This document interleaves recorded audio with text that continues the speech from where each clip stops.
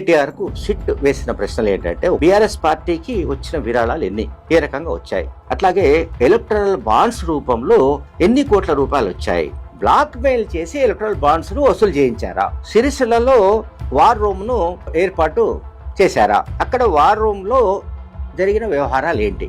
ఇక్కడ నేను ఇంకొక విషయం చెప్పాలి. ఫోన్ ట్యాపింగ్ కేసు విచారణ మొదలైన తర్వాత ఈ కేసులో నిందితులైన వాళ్ళు చెప్పిన వాంగ్మూలం ప్రకారం ఏంటంటే, ఒకటి వర్ధన్నపేట హైదరాబాద్లోని ఒక న్యూస్ ఛానల్ కార్యాలయంలో, మరొకటి ప్రగతి భవన్లో, మరొకటి ఇంకొక చోట ఎక్కడో, అట్లాగే సిరిసిల్లలో, అంటే మొత్తంగా 4-5 ప్రాంతాల్లో, అట్లాగే ముఖ్యమంత్రి రేవంత్ రెడ్డి ఇంటికి సమీపంలో కూడా ఒక సెటప్ చేశారు. ఇవన్నీ ఏంటంటే స్థావరాలు అనమాట.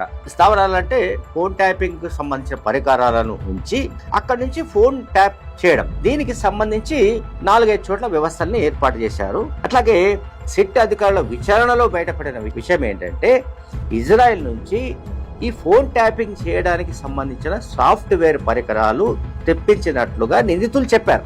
వాళ్ళ వాంగ్మూలంలో ఉంది. 2023 ఎన్నికల సమయంలో అప్పటి పిసిసి అధ్యక్షుడు ప్రస్తుత ముఖ్యమంత్రి రేవంత్ రెడ్డి అట్లాగే ఆయన కుటుంబ సభ్యుల ఫోన్లను ట్యాప్ చేశారా, ట్యాప్ చేస్తే ఆ ట్యాపింగ్ పైన ఆ ట్యాపింగ్ సంబంధించిన విషయాల ద్వారా ఏం చేశారు. ప్రణీత్ రావు, ప్రభాకర్ రావు, రాధాకృష్ణరావు, అంటే ఈ కేసులో ఈ ముగ్గురు పోలీస్ అధికారులు, వీళ్లతో మీరు ఎన్నికల సమయంలో వాట్సాప్ అట్లాగే సిగ్నల్ యాప్స్ ద్వారా అన్ని సార్లు ఎందుకు మాట్లాడారు, అండ్ సినీ ప్రముఖులు హీరోయిన్ల ఫోన్ ట్యాపింగ్ ను ఎవరు చేయించారు, దానిపై మీరు ఏం చెప్తారు.